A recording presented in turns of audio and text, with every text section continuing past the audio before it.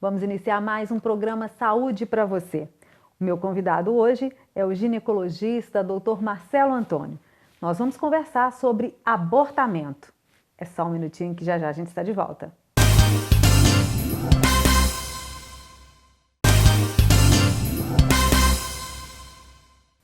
Já estamos de volta com o programa Saúde para você. Agora sim eu vou conversar com o Dr. Marcelo sobre abortamento. Doutor, seja bem-vindo ao nosso programa. Muito obrigado. Marcelo, fala primeiro para a gente, explica o que é o abortamento. O abortamento ele ficou vinculado pela Organização Mundial de Saúde como sendo a interrupção da gestação no período antes de 20 semanas ou então o feto com menos de 500 gramas.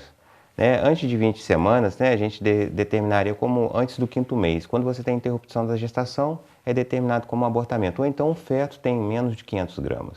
Agora, doutor Marcelo, existem dois tipos de abortamento, né? O espontâneo e o involuntário. Sim. O abortamento, ele é a complicação mais frequente na gestação. Para a gente ter uma noção, no abortamento espontâneo, nós temos para cada 4 gestações, nós temos um abortamento. Ou seja, todas as mulheres, nós temos mais ou menos 50% das mulheres vão passar por um abortamento na sua vida reprodutiva. De maneira que o abortamento, ele pode ser o espontâneo, que ele também é dividido em abortamento espontâneo, que pode ser um abortamento precoce ou um abortamento tardio. E nós temos o abortamento provocado, que nós sabemos que judicialmente é um crime. Dentro do abortamento, o abortamento espontâneo, nós temos aqueles abortamentos que são precoces, que acontecem nos 3 primeiros meses, e o abortamento tardio, que acontece depois entre o 3º mês e o 5º mês. E eles têm causas diversas. São situações diferentes na gestação que podem levar ao abortamento. Sendo que a grande maioria, 50% a 80% dos abortamentos são por quê? Por conta de má formação. Defeitos no cromossomo que vão levar ao abortamento. E nós temos outras causas determinadas. Tá, doutor Marcelo, às vezes a gestante fica mais tranquila, porque aguarda só os 3 primeiros meses da gravidez e entende que passa esse risco. Então não é assim, o risco ainda continua. O abortamento que é provocado por cromossomopatia, ou seja, um defeito, uma má formação, eles acontecem com mais frequência até o 3º mês. Perfeito? Mas nós temos as outras causas que nós podemos ter abortamentos até o 5º mês. Bom, uma vez que nós temos a frequência aumentada até o 3º mês por conta de cromossomopatia, o medo de todas as mulheres, ele procede. Mas nós temos que deixar bem claro que o abortamento ele pode acontecer até o 5º mês. Se nós formos observar, o que toda mulher deveria fazer? Toda mulher deveria fazer o pré-concepcional. O que seria o pré-concepcional? Seria uma consulta com o ginecologista em que nós conseguimos fazer o quê? Um planejamento da gestação, ou seja, rastrear algumas doenças que podem gerar o abortamento. Assim sendo, nós iríamos diminuir o risco de um possível abortamento dentro desses 5 meses. Tá, e quais as outras causas, então, que poderiam levar uma mulher a perder o bebê? Dentro do rastreamento pré-concepcional, nós podemos, por exemplo, identificar situações de doenças da tireoide. As doenças da tireoide, elas são vistas como uma causa de abortamento. Nós podemos ver o quê? Identificar a diabetes, o diabetes mellitus, o descompensado, não compensado. Isso aí não é para desestimular as mulheres diabéticas, As mulheres que são diabéticas, quando elas estão descompensadas, ou seja, têm os níveis de glicemia aumentado, elas têm um risco aumentado de abortamento por conta de má formação, ou então até mesmo de doenças cardiológicas no feto. Trombofilia. Nós podemos fazer o rastreamento da trombofilia hereditária, ou seja, situações que aumentam o risco de trombose durante a gestação, que é uma causa de abortamento, nós podemos fazer no pré-concepcional. Ou então mesmo malformações uterinas. Malformações uterinas, aquelas mulheres que fazem um pré-concepcional, que vão fazer exame de imagem através da ultrassonografia, a gente consegue identificar a malformação uterina. Tá, e algum tipo de infecção, doutor, também pode causar um abortamento? Muito bem. Algumas infecções vaginais ou então do colo do útero, elas podem aumentar o risco de abortamento. E quando as mulheres fazem os exames pré-concepcionais, nós podemos identificar às vezes situações infecciosas e que vão ser tratadas assim, dessa maneira, nós vamos conseguir reduzir o risco de um possível abortamento. Você fala de exames pré-concepcionais, é uma gravidez planejada, né, doutor Marcelo? O casal decide engravidar, então procura um médico para fazer esses exames. No dia a dia do médico, o que acontece? Existe um grande número de gestações não planejadas, um grande número de gestações aceitas, né? E um pequeno número de gestações planejadas. As gestações planejadas, na teoria, nós teríamos um menor índice de abortamento exatamente por conta de exames pré-concepcionais. O exame de preventivo, o exame bioquímico, né? O exame de bioquímico que nós vamos rastrear diabetes, tireoidopatias, rastrear trombofilia, né? E malformações uterinas, que nós vamos rastrear através de exames de imagem. Então, todo casal que faz o planejamento, naturalmente, ele diminui o risco de um possível abortamento, sendo que rastreamento de cromossomopatia não é uma rotina clínica, né? E a cromossomopatia é a principal causa de abortamento. Idade, doutor Marcelo?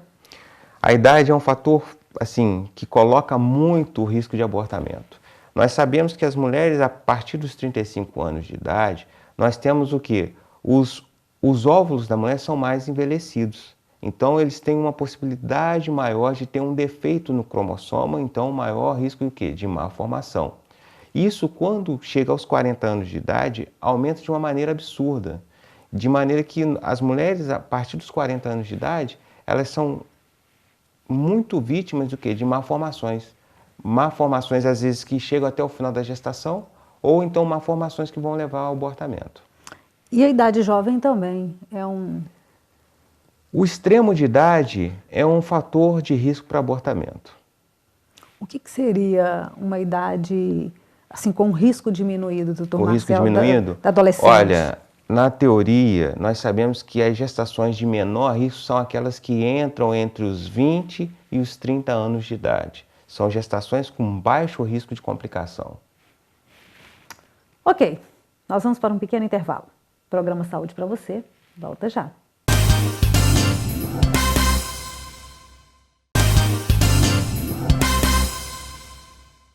Estamos de volta com o programa Saúde para você, hoje conversando com o Dr. Marcelo sobre abortamento.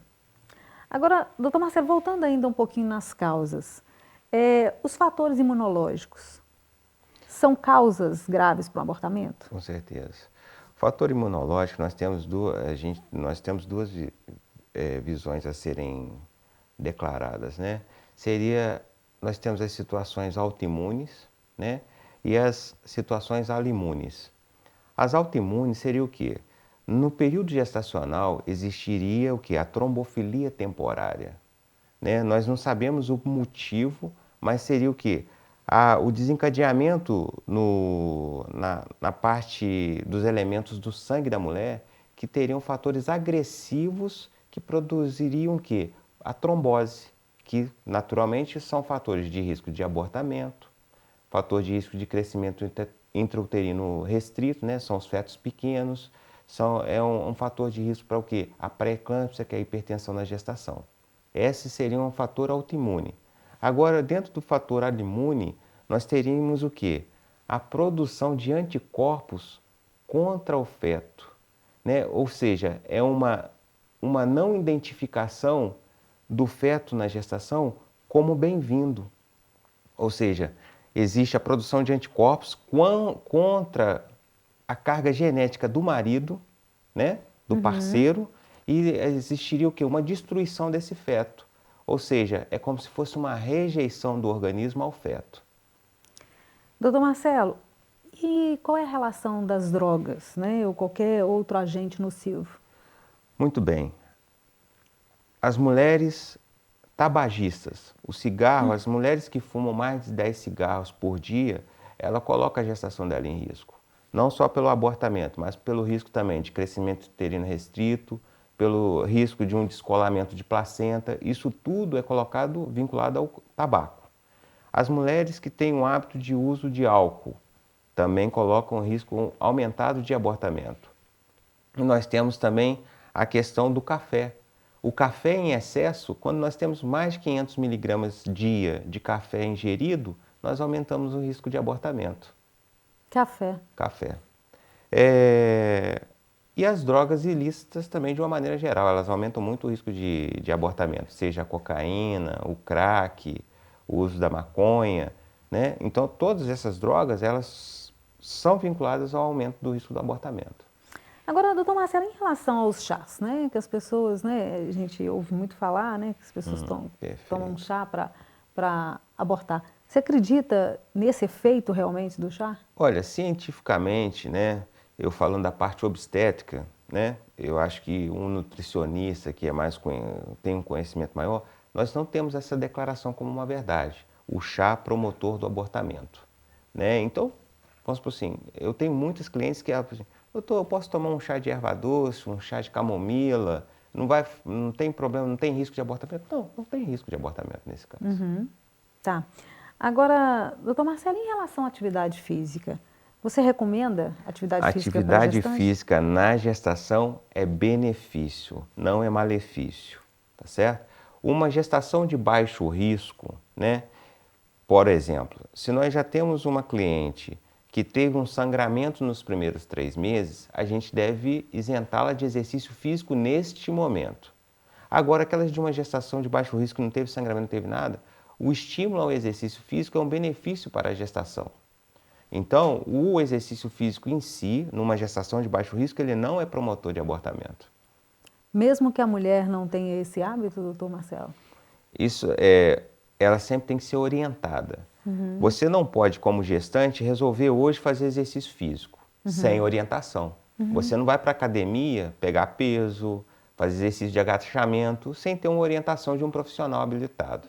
A gestante, ela pode iniciar sua vida de exercício físico na gestação? Pode, mas sob orientação de um profissional habilitado. Doutor Marcelo, você acha que pode ter algum tipo de restrição de sexo? A vida do casal, ela tem a liberdade na gestação. Logicamente, o médico obstetra, ele tem que dar orientações para a segurança do casal, né? Porque nós vemos, de uma maneira geral, todo casal fica muito restrito com relação à gestação, à sua vida de intimidade, porém está liberada em gestações de baixo risco, porque já existem as gestações que existe um alto risco de abortamento. Essas vezes a gente pode até gerar o quê? Uma restrição da parte sexual do casal. Mas se é de baixo risco, a vida do casal é liberada. Agora, doutor Marcelo, quais os primeiros sintomas do abortamento? Quando é que a mulher tem que se preocupar com o abortamento? Isso é uma coisa muito interessante, né? O obstetra, ele já diz o seguinte: existe uma ameaça de abortamento toda vez que existe um sangramento vaginal na gestação. Né? Isso aí está determinado na teoria. Teve um sangramento, é uma ameaça de abortamento. Mas todo sangramento vaginal vai terminar em abortamento? Não, porque nós sabemos que, principalmente nos 2 primeiros meses, existe um negócio chamado quê? Invasão trofoblástica. O que é invasão trofoblástica? É a placenta que está se fixando na parede uterina. Isso pode gerar sangramento sem ser um abortamento. Mas, normalmente, a clínica do abortamento, ela vem com o quê? São sangramentos volumosos, cólica de uma intensidade maior, porque a própria invasão trofoblástica, que é fisiológico da gestação, pode gerar cólica. Ela não termina em abortamento, mas cólicas intensas e com sangramento mais volumoso, isso aí a gente há de pensar em sim, nós estamos num abortamento em curso. E o tratamento, doutor Marcelo? Bom, o tratamento para o abortamento, né? Nós temos as situações preventivas, né? Se você está diante de uma paciente que tem doença da tireoide, você vai tratar a doença da tireoide. Se você está diante de uma paciente diabética, você vai tratar do diabetes dela, vai deixar ela de uma maneira mais adequada. Se nós estamos diante de uma paciente que tem incompetência istmo-cervical, que seria a incapacidade do colo do útero a manter a gestação, você também tem meios para você fazer uma cirurgia para prevenir a abertura do colo do útero, né? Agora, o abortamento estabelecido, ou por óbito fetal, ou por óbito embrionário, ou então por expulsão do produto da gestação, nós temos duas maneiras de tratar. Nós temos a maneira expectante ou a maneira o quê? Cirúrgica. A conduta expectante no abortamento, o povo tem que tirar um mito dessa questão expectante. Por exemplo, você fez o diagnóstico do abortamento quando você faz uma ultrassonografia e o coração parou de bater. Nós temos até 30 dias para esperar a expulsão natural desse feto. Isso não aumenta o risco de infecção. É benefício para a mulher, porque se a gente consegue expulsar isso tudo espontaneamente, sem ato cirúrgico, naturalmente esse útero não vai sofrer nenhuma agressão cirúrgica, né? Isso possibilita a gente ter uma nova gestação com menor risco de um abortamento. E nós temos o tratamento cirúrgico, que seria feito através, nós temos a curetagem, nós temos a aspiração manual intrauterina, ou então nós temos o quê? O aspiração a vácuo, que é menos agressiva. A aspiração manual intrauterina ou então a aspiração a vácuo são dois métodos cirúrgicos menos agressivos. Ou seja, você causa uma agressão menor ao útero, com menor risco de um novo abortamento na gestação subsequente. Agora, doutor Marcelo, então não é porque a mulher abortou uma vez que o risco é aumentado de abortar a segunda vez? Essa é uma boa pergunta. Dependendo da causa de abortamento, da causa do abortamento, ela se enquadra assim num risco aumentado de um novo abortamento. Então ela tem que fazer uma nova gravidez planejada. Sem dúvida. A gestação perfeita, ela sempre deveria ser planejada, né? Porque isso aí nos dá a oportunidade de investigação e de prevenção de muitas doenças que não são bem-vindas na gestação e que aumentam o risco de abortamento, aumenta o risco de malformação, aumenta o risco de intercorrências no curso da gestação. Fica aí, então, a dica do programa Saúde para você. Agradeço a participação, doutor Marcelo, no nosso programa hoje. Até o próximo programa Saúde para você.